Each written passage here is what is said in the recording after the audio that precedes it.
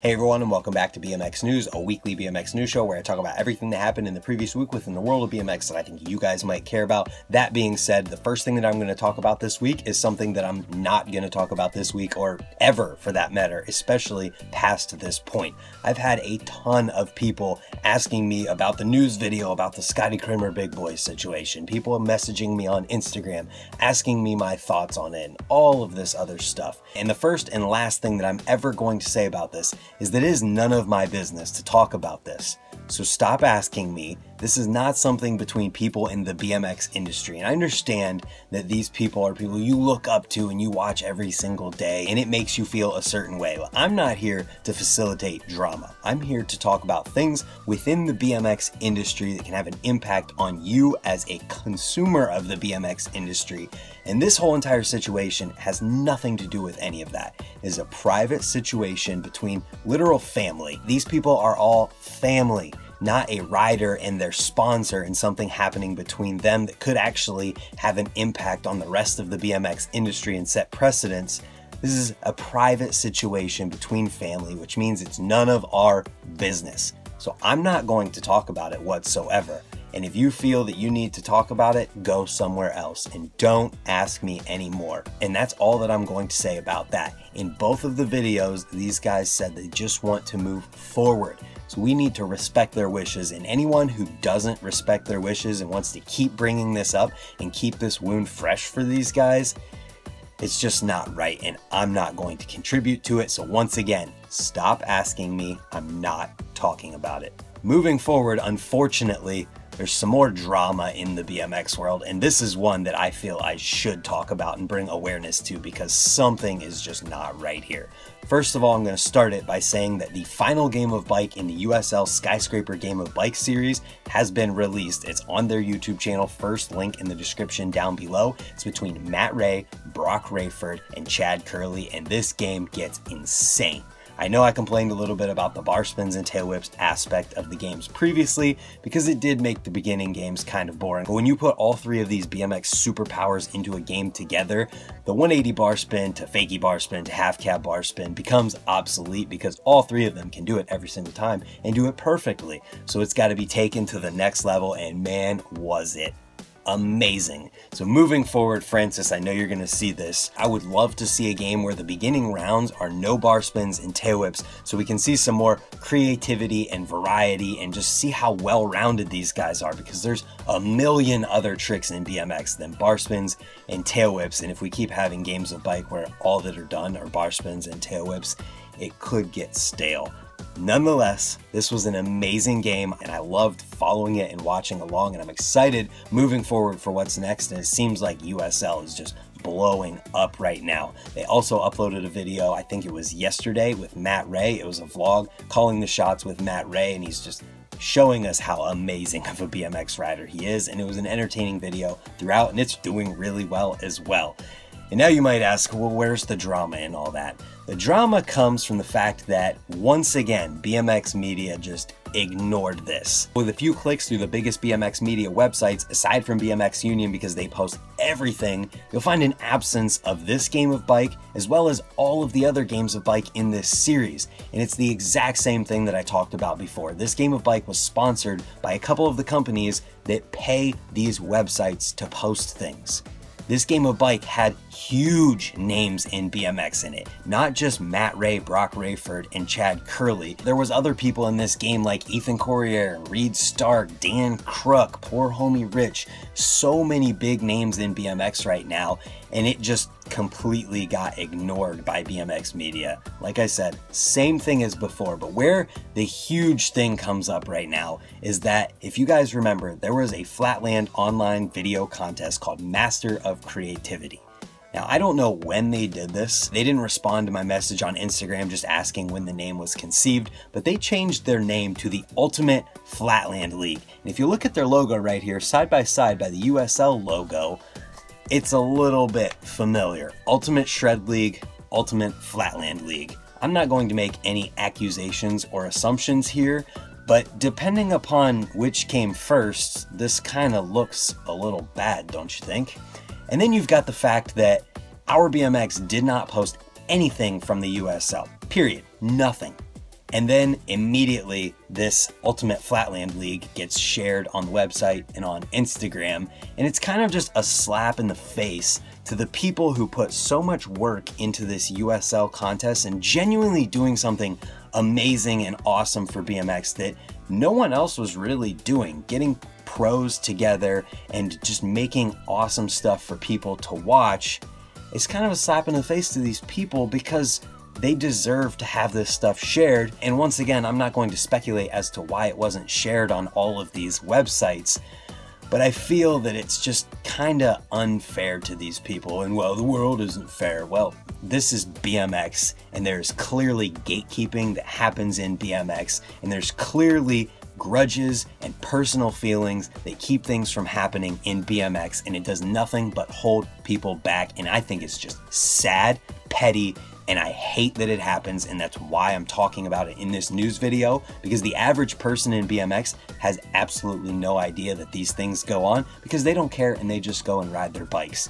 And it just gets to keep continuing throughout the years and become a thing, and that's just how it is in BMX. Well, that's why I'm here to make these videos, because I think it's wrong, and I'm the kind of person that if I think something is wrong, I'm going to talk about it. And if for some reason there is a genuinely understandable, reasonable explanation here as to why none of this was shared, even though it is BMX media, it's news, it's something to talk about, giant names in the BMX world are involved with this, then I will come on here, I will say I was wrong, and I will apologize. But right now, from the way that it looks, it just doesn't look good. Luckily, we're in a day and age of the internet where these BMX media websites just simply aren't necessary anymore for companies to gain traction, because they can build their own followings online and get as many or more views than these BMX media websites can get them. There was a time where, like the Come Up or Ride BMX, getting your video posted on there meant you were getting 10,000 views or more,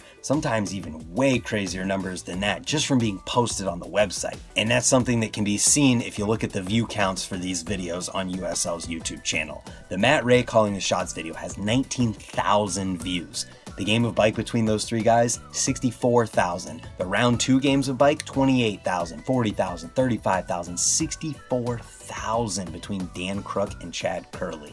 35, 27, 37, 40, 23. It's insane the views that these are getting without the help of really anyone else in the BMX media space. BMX Union has posted all of these, but without all of the other BMX media sites posting about this and sharing it on their websites and on Instagram and everywhere else and actually pushing it, the effect that it has is nowhere near enough to get these kind of views. This is happening on its own. And the fact that USL BMX has come in and done what they have done and gained this much traction this quickly has been nothing short of amazing to watch. From a YouTube perspective and knowing what goes into this stuff, it has been amazing to see this growth this quickly, especially with the value that they're bringing to the sponsors who are helping them out to do these events and these contests. It's going to do nothing but good for the BMX media space. And with all of that being said, ultimately what this comes down to is that there is a new player in the BMX media space who is making amazing original content, doing awesome things with the people in BMX, and working with companies and brands in BMX to bring them value. And the newfound competition in the BMX media space can only be a good thing. It brings more of all of these good things in BMX, and I don't think that that's a bad thing at all.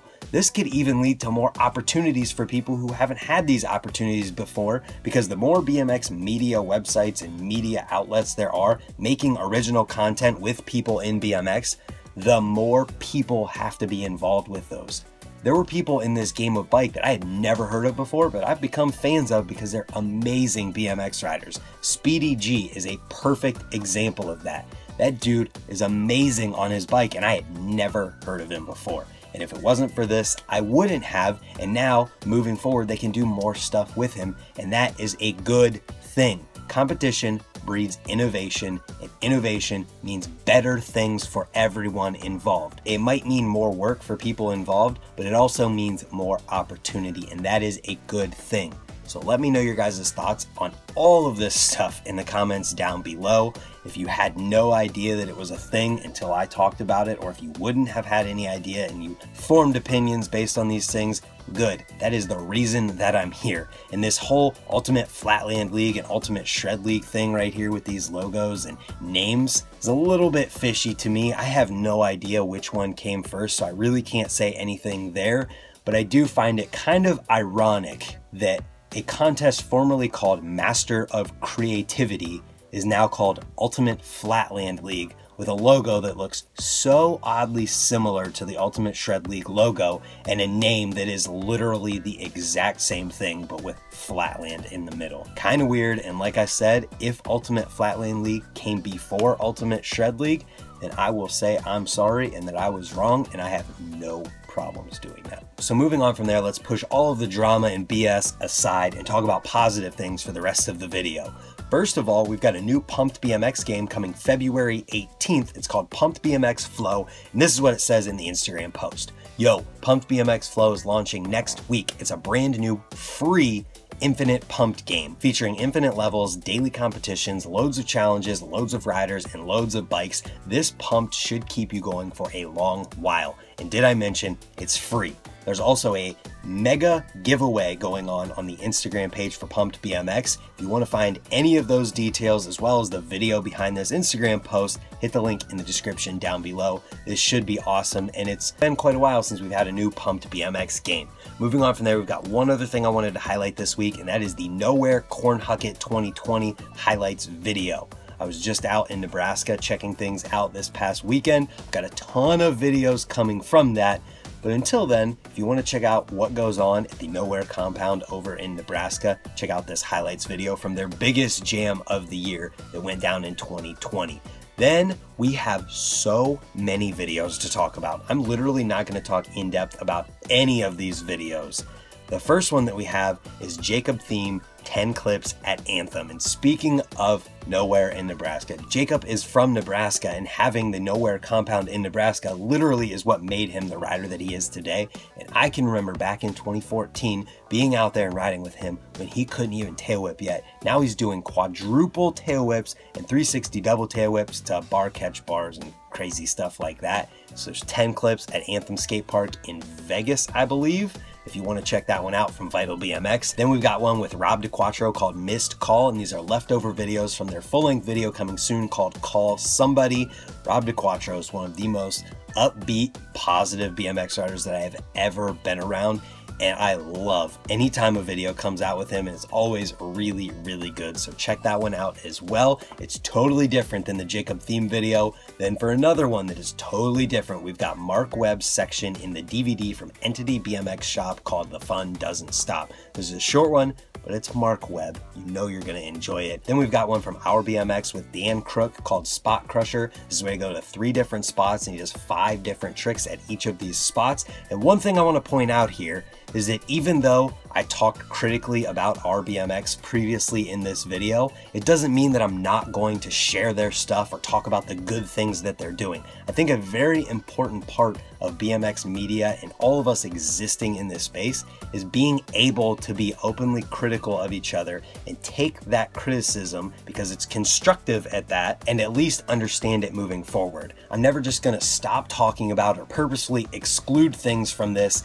because of something like this that happens, because the second that I do that is the second that my integrity as a BMX media and news person bringing this stuff to you guys is compromised, and that's just not something that I want any part of. This news video every week is me combing through the different BMX media sites and wherever else I might see something on the internet to bring you guys what I genuinely feel you will enjoy from the BMX world in the past week. And that is all it will ever be. I'm totally open to sponsorship on these news videos as a series, but I'm never going to change what it is for any sponsor or anyone, and that is the whole point. So with that being said, if anyone is interested in sponsoring these news videos, we can throw logos up in the videos or whatever, but the content is not changing, period. Thank you all for watching the news videos, and now let's move on from that tirade to the next videos from this week. We've got Whammo Wednesday number 4 from S&M. We've got Dave Frymas section in the DK Damn Kids video. I know there's a bunch of you going to be psyched on that one. We've got Anthony Perrin's 2021 video from Federal. Then Then we've got one from Montana Ricky. He's now riding for Dead Crow Army, so there's a welcome video there. Then we've got Winter Wedgwood Chaos 2021. This is one from a couple guys that I know over in Pittsburgh that I wanted to include in here.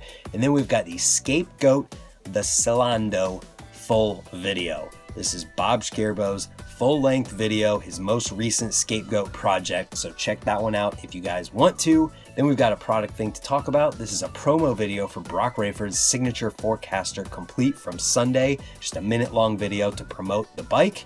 Then we've got interviews from this week, 2 of them. An Odyssey 10 spot with Corey Walsh. I always enjoy things with Corey Walsh talking and giving his opinions and just talking about BMX in general. He seems to be a very down-to-earth dude that I feel is just really relatable whenever he talks about things, and I always enjoy it. And then we've got Lucas and Nate Hallahan in Austin from S&M. There's a couple different questions in here along with these guys talking about the different places that they're riding throughout the video. It's kind of got a little bit of a props vibe to it, and it's the Hallahan brothers. If you know anything about them, you know that they shred. So that being said, let me know your guys' thoughts on this whole USL BMX crap that I talked about at the beginning. The fact that they don't need these BMX media sites to do well just shows that I don't even need to talk about it moving forward, so I'm not going to. But let me know your guys' thoughts on all of it in the comments down below. And if you're new here or you haven't yet, hit the subscribe button while you're down there. Thank you for watching. BMX news is something that I enjoy doing, and I will always do my best to bring you guys what I feel you will enjoy with it. So thank you again for watching. We'll see you tomorrow for another video.